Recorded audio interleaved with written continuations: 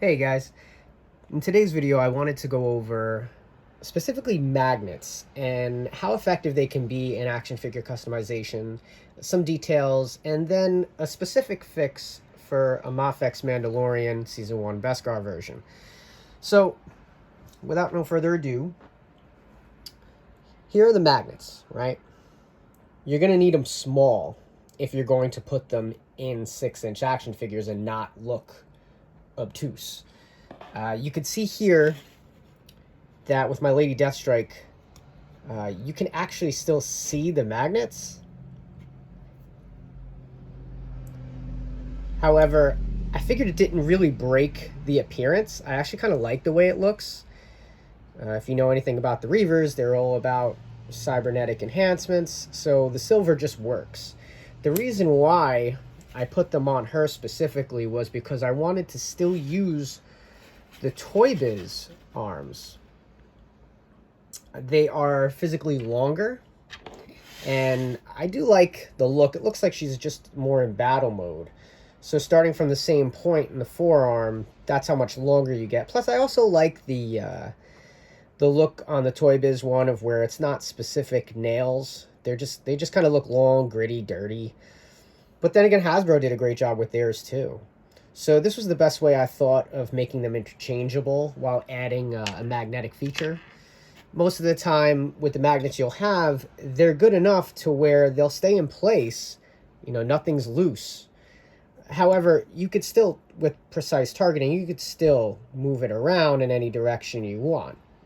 I've had a lot of failed experiments with magnets, but these last 3 experiments I had went over pretty well. So I figured if anyone could kind of benefit from it, I could show off, you know, all about it.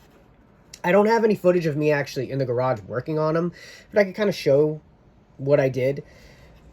For example, with Deathstrike, I had to pull the Hasbro ones out, which they were just glued, so I used some heat to heat it up, and then I basically just slowly pried it off.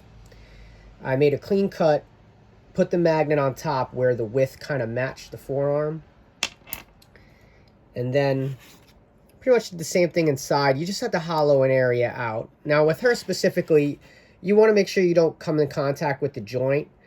I wanted to make sure she still got the same mobility out of her elbow hinge here. So I went as far as I could go with the drill bit. I hollowed it out, and just to make it as circular as possible, I went in with an X-Acto knife as well. Just kept trying over and over again until I got the right fit. And then I used super glue to anchor the magnet into the forearm, and same thing here. So with these options, you kind of get a choice. You could go for the long extended arm, or you could go for the stock Hasbro one that looks better, but I feel like this one's more fun.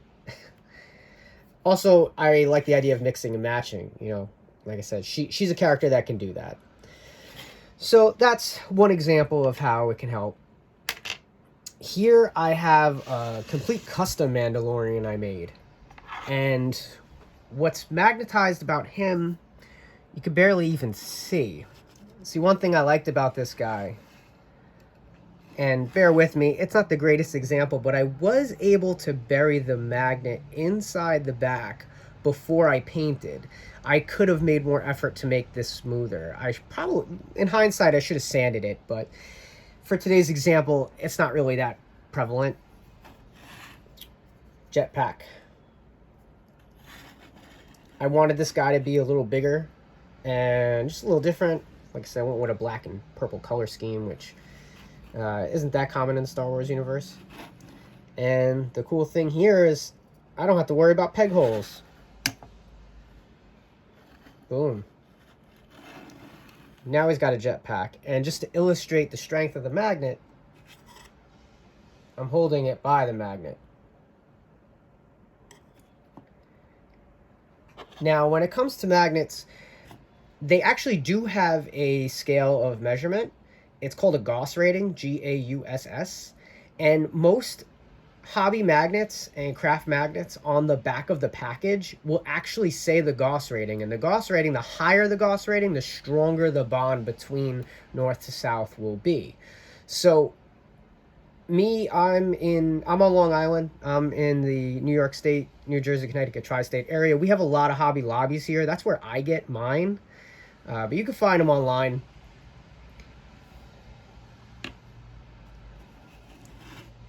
And last but not least, I'm going to show how it actually helped my Mafex Mandalorian.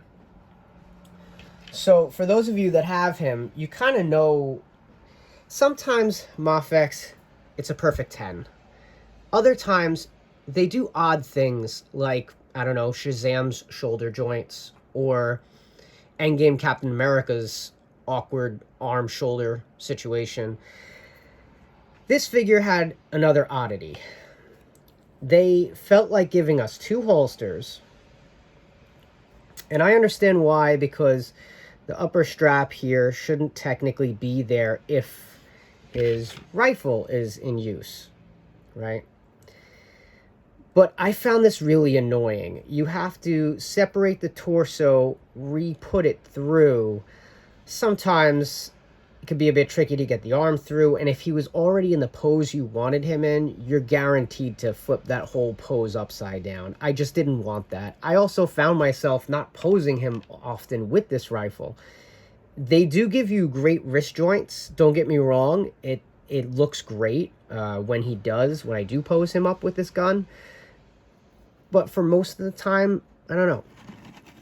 Now, there was a small strap that came with the piece, and you're supposed to thread it through.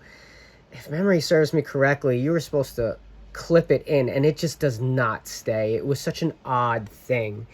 So what I thought is I got to get magnets. I got to use magnets. Now, I wanted to make this hidden. This is an expensive figure. I'm kind of crazy for experimenting with a high-end figure, but like I said, this was an important one to me, and I wanted to make sure I could do everything I wanted with him.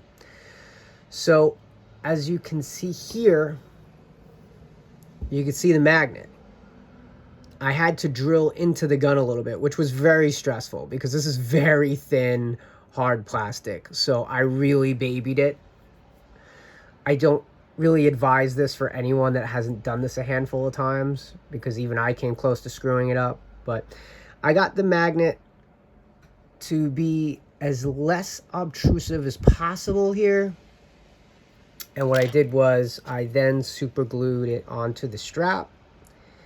And with that, I no longer have to worry about that stupid strap or taking the whole harness attachment off.